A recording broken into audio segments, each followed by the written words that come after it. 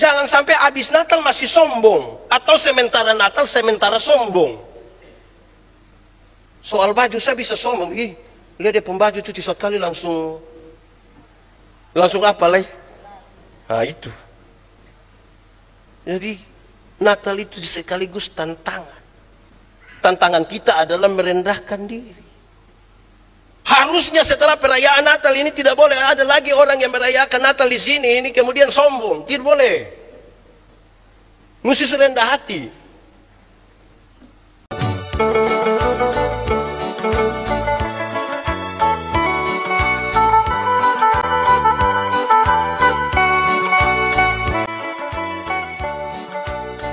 Kita berdoa. Ya Tuhan Allah, kami rindu kepada firman-Mu. Sebagai bagian di mana Tuhan mengajarkan kepada kami maksud-maksud-Mu dan menerangi jalan-jalan hidup kami.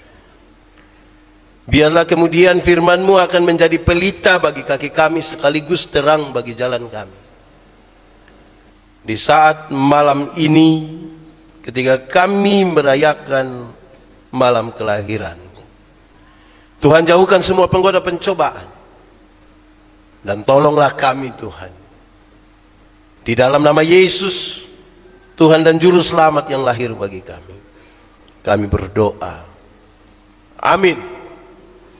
Bapak Ibu Saudara-saudara, oleh panitia pembacaan kita pada hari ini terambil dari Surat Filipi pasal 2 ayat 5 sampai ayat yang ke-8.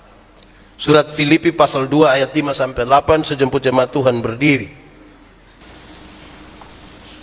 Hendaklah kamu dalam hidupmu bersama menaruh pikiran dan perasaan yang terdapat juga dalam Kristus Yesus, yang walaupun dalam rupa Allah tidak menganggap kesetaraan dengan Allah itu sebagai milik yang harus dipertahankan, melainkan telah mengosongkan dirinya sendiri dan mengambil rupa seorang hamba dan menjadi sama dengan manusia. Dalam keadaan sebagai manusia, ia telah merendahkan dirinya dan taat sampai mati, bahkan sampai mati di kayu salib. Demikian firman Tuhan. Berbahagia setiap orang yang mendengar firman, memelihara dan melakukan dalam hidup setiap hari. Haleluya.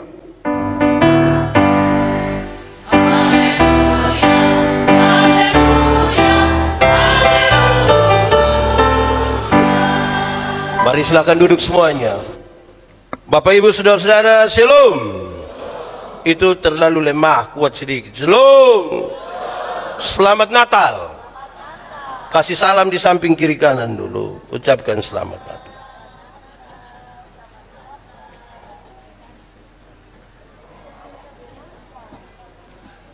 Baik. Bapak Ibu Saudara-saudara, tema yang disiapkan oleh panitia adalah Natal, kerendahan hati Kristus. Natal, kerendahan hati Kristus. Ada satu orang diundang pergi ke satu acara pesta yang dihadiri oleh banyak sekali orang.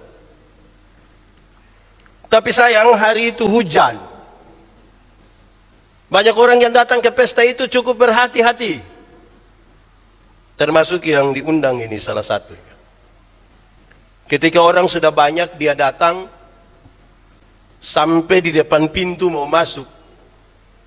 Ada genangan air dan sedikit lumpur di situ. Mungkin karena tidak terlalu menaruh perhatian, tiba-tiba dia jatuh. Saudara bisa bayangkan kalau jatuh di hadapan banyak orang. Pakaiannya itu menjadi sangat kotor karena lumpur itu. Tapi mungkin itu tidak berbanding dengan rasa malu, karena pasti ditertawakan oleh banyak orang. Orang pasti bicara tentang dia. Keadaan ini disaksikan oleh pemilik dan yang merayakan pesta itu, mengadakan pesta itu. Tuan Nyonya pesta ini kemudian melakukan satu tindakan yang baik. Tuan pesta ini datang bukan saja untuk merangkul orang yang jatuh itu, tetapi dengan sangat sengaja dia sengaja tidur di dalam lumpur itu. Tuan pesta itu tidur di dalam lumpur itu. Pakaiannya itu jadi kotor sekali. Dan dia bangun memeluk tamu yang tadi jatuh itu. Seketika ribut-ribut dari tamu undangan yang lain itu menjadi diam. Karena mereka tidak pernah menduga bahwa tuan pesta bisa melakukan itu. Kepentingannya hanya untuk menolong seseorang yang mungkin sudah malu. Karena dia jatuh dan penuh dengan lumpur. Saudara-saudara, itu menjadi pengantar bagi kita untuk kita lihat bahwa Allah dalam seluruh kesempurnaan dirinya, dia tidak memperhatikan itu sebagai sesuatu yang perlu dipertahankan. Tapi dia merendahkan dirinya menjadi manusia dan menjadi dosa karena kita yang lebih dahulu telah berlumuran lumpur dosa. Saudara-saudara, surat Filipi ini adalah surat yang dikirim oleh Paulus dari penjara kepada jemaat yang ada di Filipi. Filipi adalah satu kota perdagangan yang cukup maju. Karena itu kota yang cukup maju, pilihan-pilihan mereka sangat banyak. Sekali lagi, karena itu kota yang cukup maju, pilihan-pilihan itu sangat banyak. Kalau hanya sekedar mau dapat tempat untuk rame-rame berkumpul banyak orang, tidak harus di gereja. Ada banyak tempat untuk mereka pilih, bisa pergi. Saudara-saudara, pilihan-pilihan itu memungkinkan orang menaruh kriteria-kriteria tertentu berkaitan dengan yang nomor satu dalam hidupnya. Paulus menuliskan surat ini untuk mengucapkan terima kasih. Oleh karena ketika dia ada di penjara, jemaat-jemaat Filipi ini sangat setia memperhatikan dia. Paulus punya rasa cinta yang besar terhadap jemaat ini. Dan karena itu, dia mengucapkan kalimat-kalimat kepada mereka dengan ketulusan, penuh harapan, penuh dengan kegembiraan. Tetapi dari semua keadaan itu, Paulus sesungguhnya pada waktu itu sangat cemas. Kenapa dia cemas, saudara-saudara? Oleh karena pekerja Kristen waktu itu ada banyak juga yang menantang dia. Jadi dia ada melayani, oleh karena pelayanan itu membuat dia masuk penjara. Tetapi ternyata tidak semua orang bersimpati kepadanya. Ada banyak orang juga menantang dia. Saudara-saudara, di dalam jemaat itu ada orang-orang yang mengajarkan ajaran-ajaran yang tidak benar. Tetapi untuk itu, saudara-saudara, Paulus meminta supaya mereka mesti rendah hati. Mereka mesti menjaga dan menguasai diri mereka. Mereka tidak boleh dikuasai oleh keangkuhan. Mereka tidak boleh dikelilingi oleh emosi yang meluap-luap untuk membalaskan apapun, oleh karena relasi mereka yang kuat dengan Paulus. Paulus mengingatkan kepada jemaat bahwa hanya karena rahmat Tuhan sajalah yang bisa memungkinkan mereka menjadi satu di tengah-tengah perbedaan pikiran dan pendapat mereka. Ini semua dimaksudkan, saudara-saudara, bahwa Paulus ingin memberi dorongan yang sangat kuat kepada jemaat, paling tidak untuk 5 hal ini. Secara umum kita baca di surat Filipi dan kita temukan pertama, Paulus sangat menginginkan supaya mereka berani dan tabah dalam menghadapi kesukaran-kesukaran. Kedua, Paulus menginginkan supaya mereka tetap dalam keadaan gembira walaupun kesukaran itu ada. Bersukacita itu mesti tetap ada. Ketiga, jemaat mesti punya keteguhan hati yang lebih daripada orang lain ketika ada di tengah-tengah persoalan. Keempat, Paulus menginginkan supaya apapun keadaan dan perbedaan mereka, kesatuan itu mesti menjadi catatan yang paling penting untuk dijaga. Dan yang terakhir, yang kelima, harus ditanamkan dengan baik di dalam hati dan pikiran mereka bahwa Tuhan Yesus menjadi pilihan paling utama.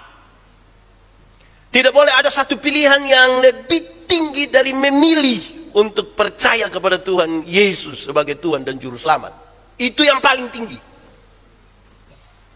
Saudara-saudara, lantas kalau kita mengerucut pada pembacaan kita, teks kita malam hari ini, Filipi pasal 2 ayat 5 sampai ayat yang ke-8.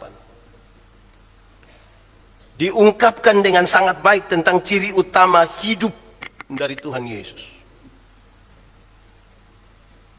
Tuhan Yesus itu disampaikan dia punya ciri utama adalah satu, penuh dengan kerendahan hati. Kedua, penuh dengan ketaatan.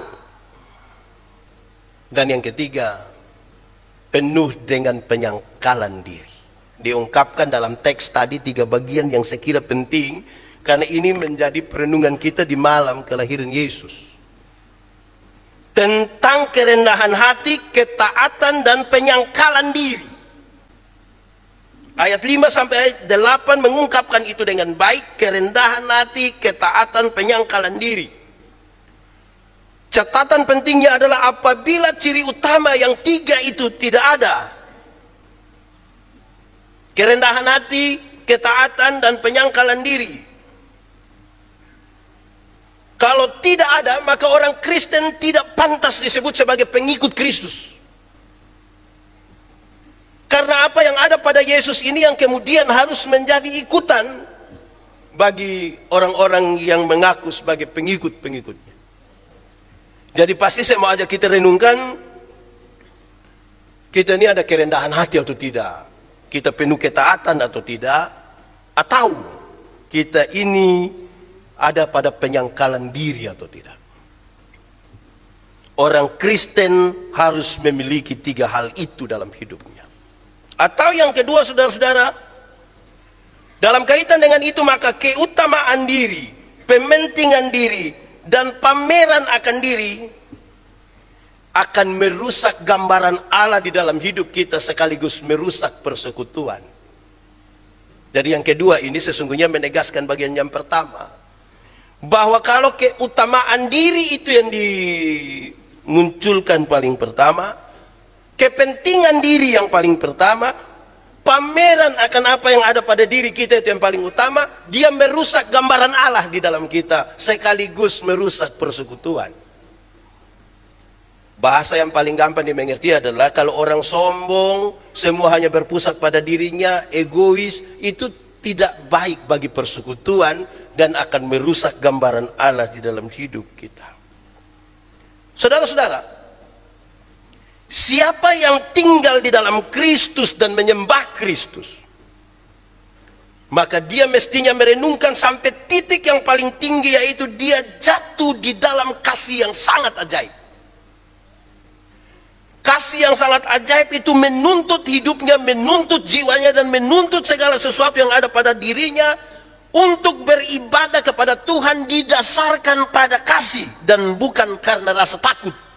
Saya ulangi, siapa yang tinggal di dalam Kristus dan menyembah Kristus dengan 3 hal yang tadi sudah ada padanya, dia jatuh ke dalam kasih yang sangat ajaib. Yang kasih yang ajaib itu menuntut hidupnya, jiwanya, dan semua yang ada padanya untuk beribadah kepada Tuhan didasarkan kepada kasih dan bukan kepada rasa takut. Saudara-saudara, kalau itu penjelasan teksnya, lalu bagaimana dengan pesan di malam Natal ini? Sekaligus untuk tema kita, Natal, kerendahan hati Kristus. 1, ini standar, ini saya ucapkan. 1, secara kasat mata, Natal itu enak untuk ditonton. Natal enak untuk dinonton. Di malam kelahiran Yesus itu ada dua peristiwa yang paling bagus untuk dinonton. Ada bintang berekor, ada bintang terang. Saudara jalan malam-malam terus lihat bintang terang, siapa yang tidak melihat? Kalau pegang handphone pasti semua story bintang berekor. Kedua, ketika malaikat menyanyi di padang belantara. Malaikat itu bukan manusia, tapi kalau digambarkan seperti manusia, kalau perempuan pasti cantik, kalau laki-laki pasti ganteng. Kalau mereka menyanyi suara pasti bagus, dorang punya baju bagus, tapi menyanyi di hutan. Coba saudara masuk hutan terus ada malaikat menyanyi, hanya dua, mau nonton atau bangun lari. Tapi kalau kita pakai hati yang baik, itu kan peristiwa itu enak untuk ditonton. Tapi saya bilang pada saudara di malam hari ini, ingat, Natal bukan tontonan. Sama-sama 1, 2, 3, Natal bukan tonton. Kasih tahu kawan di sebelah, 1, 2, 3, Natal bukan. Walaupun penampilannya indah-indah, suaranya bagus-bagus, dong punya baju dong bagus-bagus, tapi Natal bukan tontonan. Dekorasi mantap, tapi Natal bukan tontonan. Natal itu tuntunan. Sama-sama 1, 2, 3, Natal itu tuntunan. Siapa merayakan Natal mesti dituntun untuk berjumpa dengan Kristus bayi Natal. Kalau dia merayakan Natal tapi tidak berjumpa dengan Kristus bayi Natal, dia hanya merayakan perayaan tontonan.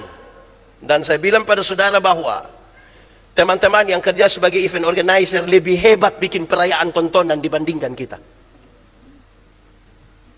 Baju-baju dong semua ini hari bagus. Ada warna hitam, hijau, biru, apalagi. Semua warna ini ada bagus. Enak untuk ditonton toh, tapi Natal bukan tontonan. Natal itu tuntunan.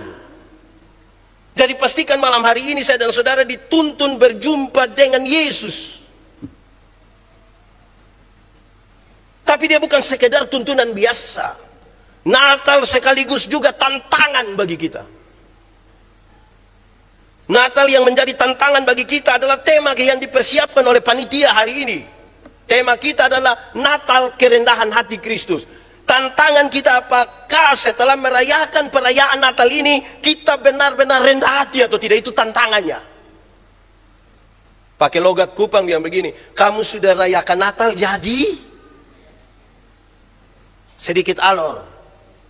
Sudah Natal jadi? Jangan sampai habis Natal masih sombong, atau sementara Natal sementara sombong. Soal baju saya bisa sombong, ih, lihat dia pembaju cuci suatu kali langsung apa leh? Nah itu. Jadi Natal itu sekaligus tantangan. Tantangan kita adalah merendahkan diri. Harusnya setelah perayaan Natal ini tidak boleh ada lagi orang yang merayakan Natal di sini ini kemudian sombong. Tidak boleh. Mesti rendah hati. Natal adalah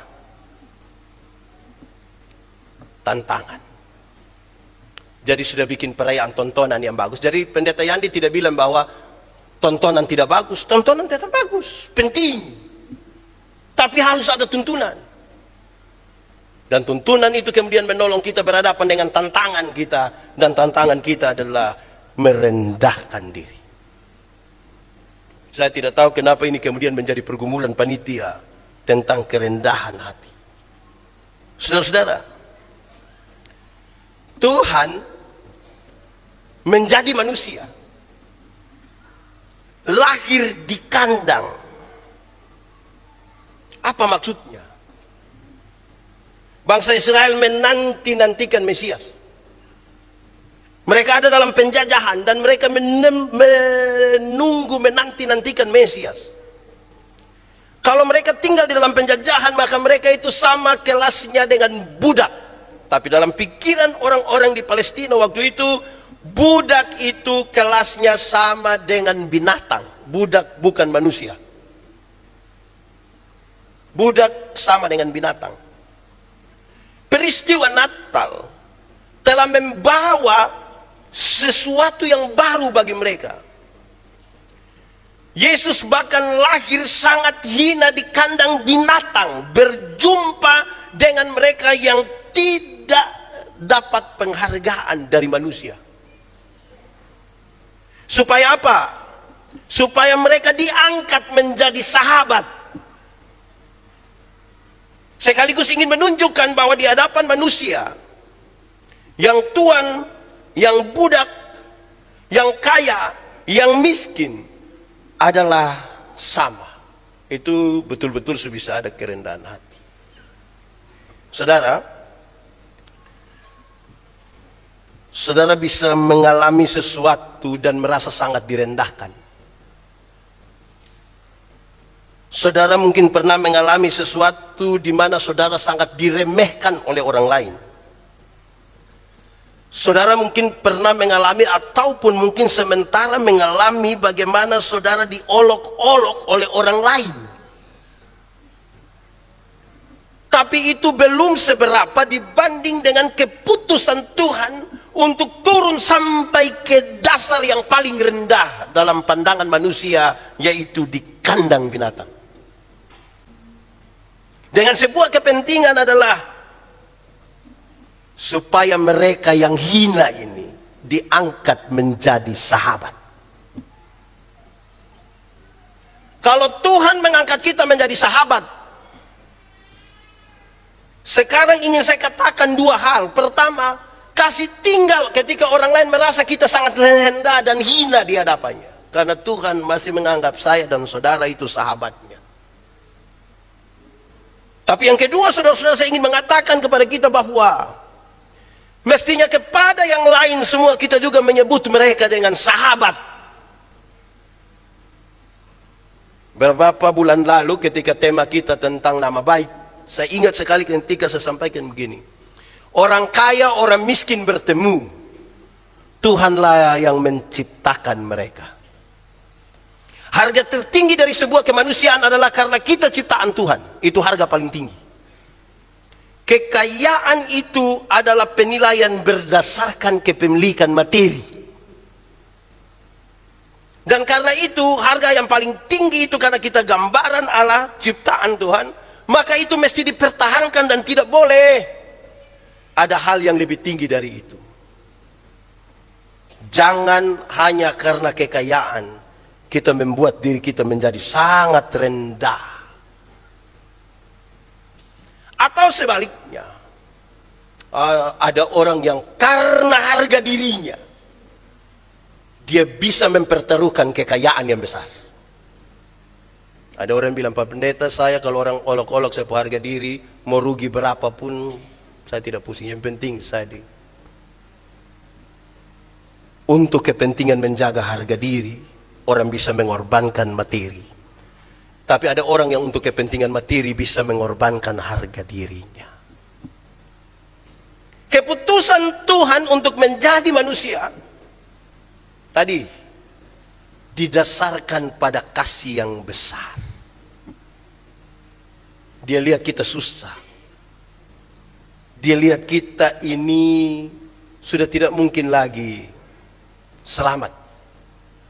Dia mau menjadi manusia, mengangkat kita dari lumpur dosa itu, karena tidak mungkin lagi kita berharap kepada manusia.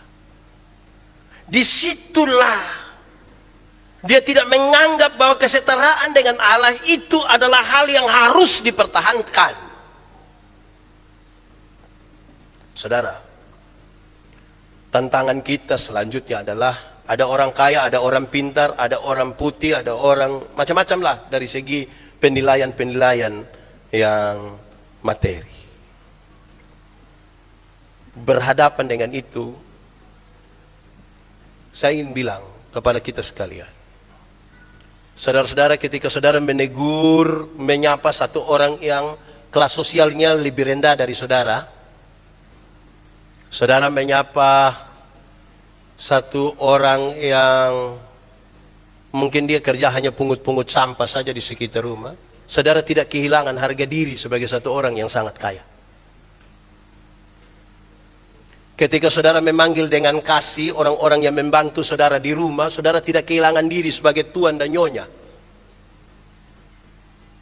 Ketika sebentar atau besok saudara ketemu satu orang gila di jalan dan saudara membantu dia sedikit, saudara tidak serta menjadi gila.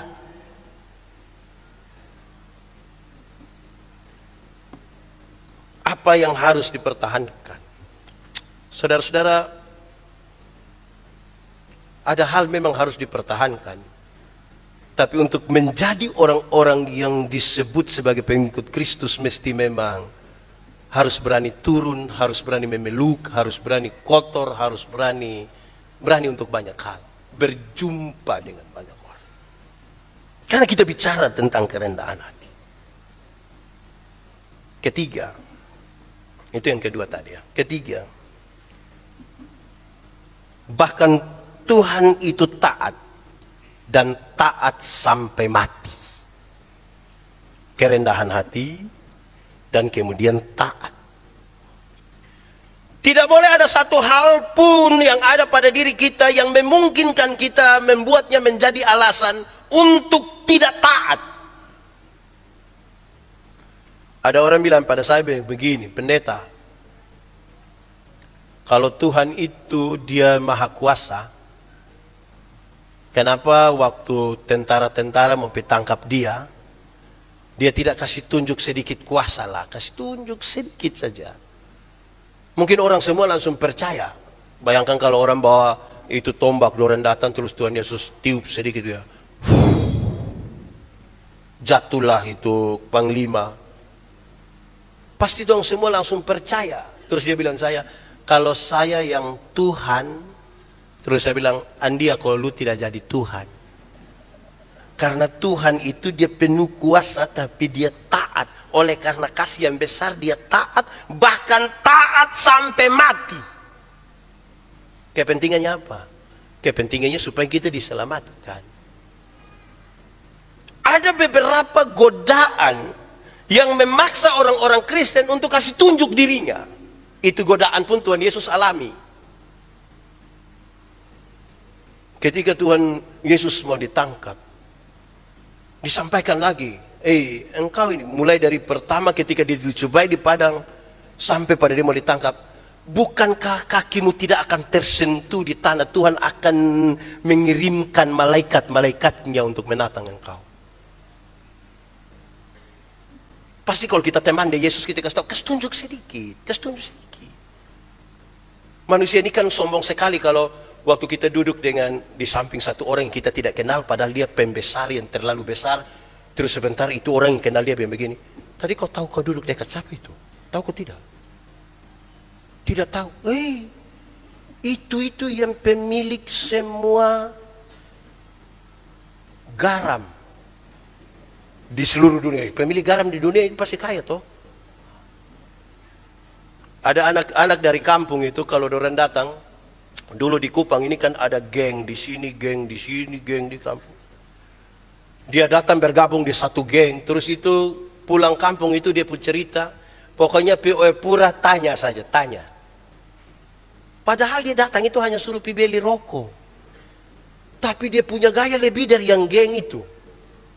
Ada upaya yang mendorong kita untuk kasih tunjuk siapa kita, pamer diri itu. Karena itu saya kira ini serius, taat. Bahkan ketika itu sangat menggoda kita untuk menyatakan siapa kita di hadapan manusia. Tenang saja. Tenang. Tidak usah terlalu. Saudara-saudara, dengan demikian maka Natal kali ini sebenarnya mengajak kita untuk satu, jagalah persekutuan ini. Karena orang yang tinggi hati itu tidak baik dalam persekutuan. Dia mesti rendah hati seperti Kristus dan dia mesti betul-betul turun ke bawah. Saudara tidak akan kehilangan harga diri ketika ambil keputusan untuk seperti Kristus. Walaupun godaan-godaan untuk menyatakan diri kita itu hebat, sangat besar bagi kita. Minta Tuhan kasih kuat kita punya hati. Ini 31 malam itu biasa itu di kampung-kampung semacam uji siapa pempetasan bunyi paling besar. Di sana pum, saya melaju pum pam, do menunggu lagi pum pam pam. Hanya petasan saja kita mau kasih tunjuk siapa yang paling hebat. Ini belum kedudukan. Belum lagi kami di kampung kalau putar tape, aduh. Itu tape itu hancur dia pembunyi itu. Satu putar di RT 8, satu di RT 23, tetap dorang baku uji. Satu baru mulai menyanyi Selamat Natal Mam, satu jauh di dusun yang kecil. Jadi kita yang di tengah ini pusing, kita mau menyanyi ikut yang mana, yang jauh di dusun atau Selamat Natal Mama. Bayangkan untuk kepentingan Natal saja polisi mesti kasih keluar edaran bilang tolong jangan pakai kanal pot racing. Itu kanal pot itu kepentingan apa? Mau untuk apa? Coba kasih tahu saya itu supaya apa? Itu tuh bikin rusak motor. Apalagi itu motor masih kredit. Kan kasihan tuh. Perayaan Natal itu bukan uji siapa yang paling kuat mabuk. Jangan sampai keluar dari sini sebentar ini tradisi Kristen ini sebenarnya terlalu mantap. Habis ibadah di sini dong ibadah di rumah. Bahkan di tata ibadah kita yang untuk ibadah di rumah itu doa syafaat oleh Bapa. Jadi Bapa yang sebenarnya itu hancur kalau berdoa kali ini dia akan berdoa. Tradisi itu baik toh. Aduh, tapi dia pun tidak baik itu yang habis itu. Tidak semua tidak semua Ada yang mabuk. Mabuk begitu rupa sampai minggu, sampai besok hari 25 itu, dia sudah tidak datang gereja. Tanggal tadi malam mabuk. Termasuk mabuk mengantuk. Saya lihat ini, panitia ada kesulitan sedikit taruh, kasih tempat duduk di yang datang ini banyak. Semoga besok 25 juga banyak begini. Saya takut sebentar kita mabok besok lupa gereja. Ini dong masih datang semua toh. Pakai baju kembali yang biru tidak apa-apa, tidak apa-apa. Yang penting datang. Kita datang di sini itu paling penting. Pakai baju warna apa saja tidak apa-apa, walaupun mungkin ada usulan besok kita mau pakai dress code warna apa tidak apa-apa, tapi warna apa? Partai-partai sudah habis. Jadi kita pakai apa saja boleh. Jadi jangan kita bertanding di Natal ini.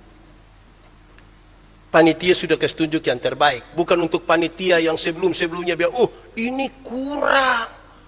Kita punya dulu yang tahun Yesus lahir 2 tahun kemudian itu. Kita pun terlalu. Jangan begitu.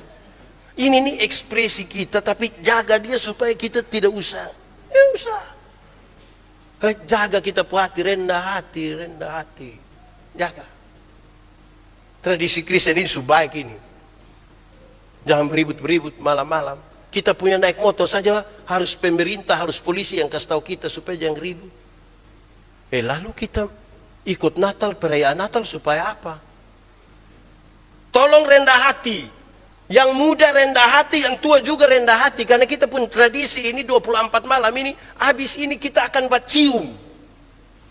Mulai dari yang hidung mancung sampai hidung lebar. Itu buat cium semua. Minta maaf. Satu minta maaf, aduh kalau memang selama ini, aduh minta maaf. Tolong pertahankan sudah. Jangan nanti tunggu, nanti ini hari baik, besok baik 26 dong marah ulang. Sampai 24 Desember tahun depan. Baik kalau kita masih ada 24 Desember tahun depan. Itu. Jadi selesaikan sudah. Amankan sudah. Baik kita ini di zaman baru ini kan sudah ada WA toh. Tadi beta datang buka handphone ini banyak. Meski tangan tak berjabat. Mesti mata tak. Apa? Mau masuk minta nona kok apa sampai bisa. Tulus-tulus tidak usah apa, pokoknya tulus-tulus saja supaya baik. Jadi ini tantangan untuk kita tetap rendah hati masing-masing jaga. Kerendahan hati itu baik untuk menjaga kesatuan. Kesatuan dalam gereja macam-macam kita tuh, kita manusia ini ada rupa-rupa. Di dalam gereja juga ada banyak rupa. banyak di dalam rumah tangga juga banyak rupa-rupa kita.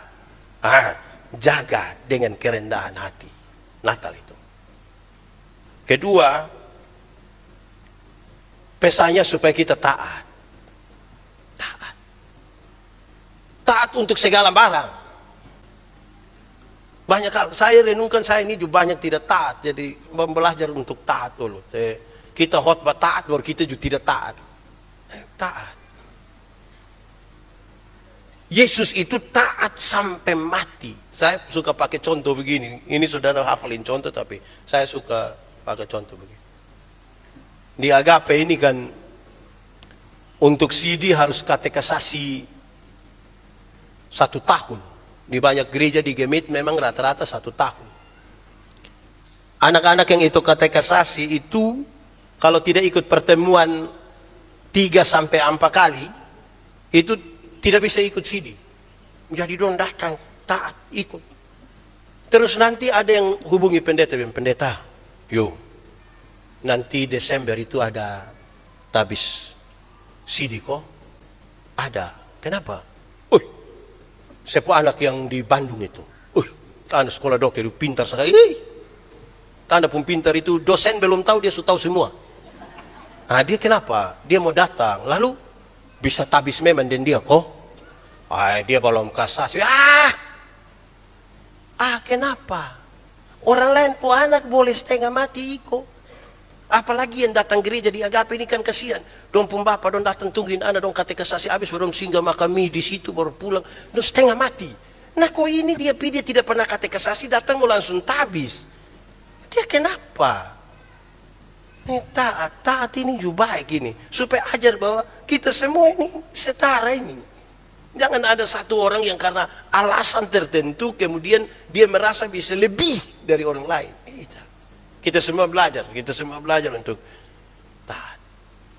Karena itu saudara-saudara, perjumpaan kita dengan Kristus yang menurut kita punya tema bilang Natal itu kerendahan hati Kristus, kemudian membuat kita betulin orang dong merayakan Natal tahun ini, dong sudah rendah hati.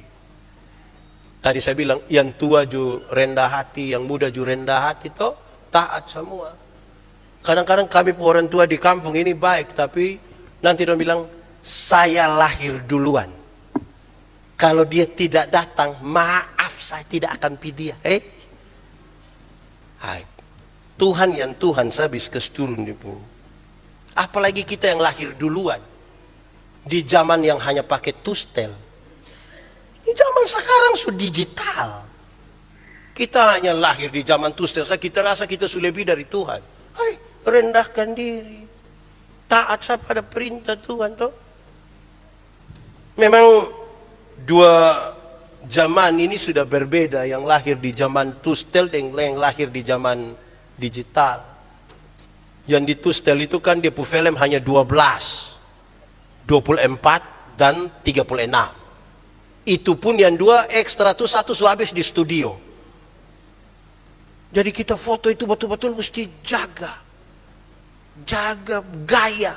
Rata-rata kami laki-laki ini gaya seperti pemain bola semua. Kasih naik kera baju sedikit. Itu gaya itu sampai anak dong sekarang kalau tanya kita dong bilang, ini bapak. Semua siapa kalau bukan bapak? Itu yang laki-laki. Kalau ibu-ibu itu cenderung dorang cari sudut-sudut. Ada tas dong buat tangan sedikit di atas tas. Dengan rambut ada bagian dan poni turun sedikit. Itu saja. Tidak ada dipulebi. Begitupun dengan yang sekarang. Kita mau dengan gaya yang seperti apapun hari ini, janganlah itu kemudian menjadikan ada alasan tertentu bagi kita untuk tidak mau rendah hati dan tidak mau taat. Saya tutup khotbah ini saudara-saudara. Saya menceritakan kisah lama ini. Yang saudara tahu, tapi saya ingin ada perubahan dalam hidup kita. Ada satu waktu, sebuah keluarga bikin lomba buat palungan. Cita-cita mereka adalah coba mereka berlomba, kira-kira nanti ketika malam kelahiran Tuhan Yesus mau tidur di palungan yang mana. Papa, mama, dan anak-anak dalam rumah semua ikut lomba itu. Semua buat dia punya palungan. Itu palungan itu harus berisi jerami. Dan jerami itu terhitung dari banyaknya perbuatan baik yang dilakukan. Jadi kalau bangun pagi berdoa, oh itu baik. Boleh ambil satu jerami, taruh di dalam palungan. Setelah berdoa bangun, cari orang tua bilang, "Shalom papa mama." Oh itu perbuatan baik. Ambil satu lagi, taruh. Dia pergi kerja tepat waktu. Oh perbuatan baik. Ambil satu, taruh. Makin berbuat baik, makin banyak jerami yang ditaruh. Tapi ketika dia jalan di jalan situ, tiba-tiba ada trek bel dan dia kaget langsung maki. Oh ini perbuatan tidak baik. Dia pulang mesti kasih keluar satu jerami. Kasih keluar satu. Jadi kalau baik tambah satu, tidak baik kasih kurang satu. Sekarang menunggu malam lahir Yesus. Tuhan Yesus datang. Masuk di dalam rumah mereka. Dan kemudian dorang harap-harap cemas ini kira-kira Tuhan Yesus mau tidur di palungan yang mana. Setelah tunggu-tunggu begini, kepala rumah tangga coba untuk bertanya, "Tuhan Yesus, ini palungan dong sudah siap dan kami rindu Tuhan Yesus pilih saja. Kira-kira Tuhan Yesus mau di palungan yang mana?" Ternyata Tuhan Yesus bilang, "Tidak. Saya tidak akan tidur di palungan manapun. Saya tidak akan tidur di palungan manapun." Apakah palungan kami ini tidak layak bagi Tuhan untuk Tuhan tidur di dalamnya? Bukan soal itu. Saya ambil keputusan untuk tinggal di dalam rumah ini. Kenapa? Sebab mulai dari tahun lalu ketika kamu mulai berpikir untuk merayakan Natal dan membuat palungan, kok rumah ini jadi baik Yang tipu sudah tidak ada. Yang marah-marah juga sudah tidak ada. Bukan sudah tidak ada itu bukan dia mati. Maksudnya jaga-jaga tidak marah sembarang. Yang maki-maki juga. Jadi ini rumah jadi baik. Rumah jadi teduh. Saya bisa tinggal di dalamnya. Kepentingan kita ada di situ. Kalau kita bicara tentang dua kata kunci, kerendahan hati dan ketaatan, mesti rumah kita sudah ada di dua hal itu dan Yesus mau tinggal di situ. Yesus mau tinggal dalam rumah kita, Yesus mau tinggal di tempat persekutuan kita. Nah, itu kepentingannya di situ. Karena itu selamat merayakan Natal, selamat berekspresi dengan semua ekspresi yang Tuhan izinkan kita lakukan. Tapi biarlah makna ini sampai kepada kita. Pilihan-pilihan memang sangat banyak sebagaimana di Filipi, tapi kita mesti memilih begitu serupa sampai Tuhan menjadi pilihan yang paling penting dalam hidup kita. Sebab kalau bukan Tuhan yang paling utama dan yang paling penting dalam hidup kita, saya rasa bahwa kita tidak merasa penting untuk melakukan apapun bagi dunia ini dan bagi Tuhan. Semuanya akan berpusat pada diri kita. Semuanya hanya untuk kita cerita tentang diri, keangkuhan dan yang bertolak belakang dengan apa yang Tuhan mau. Tuhan memberkati kita. Mari kita berdoa. Ya Tuhan Allah, terima kasih banyak untuk firman-Mu. Kami renungkan firman-Mu dalam keterbatasan kami di malam ini. Malam di mana kami merayakan kelahiran Tuhan. Sesungguhnya kalau kami mendramatisirnya dan mengingatnya kembali, betapa itu kelahiran yang sangat berat. Dan kami bertanya, untuk apa Tuhan mau datang ke dunia? Dan Tuhan menjawab, karena kasih-Nya atas kami. Harus kami bilang, Tuhan kami mohon ampun, karena Tuhan mengasihi kami. Tapi Tuhan tahu bahwa belum tentu kami mengasihi Tuhan.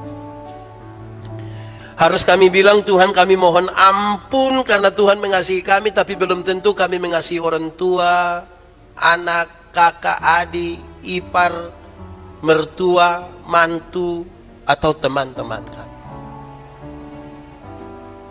Tuhan, terima kasih Tuhan mau merendahkan diri bagi kami, tapi kami harus mohon ampun Tuhan, karena Tuhan pasti tahu. Kadang-kadang kami tergoda untuk menyatakan kami hebat, kami jago, kami lebih dari yang lain. Tuhan, terima kasih karena Engkau taat, bahkan taat sampai mati.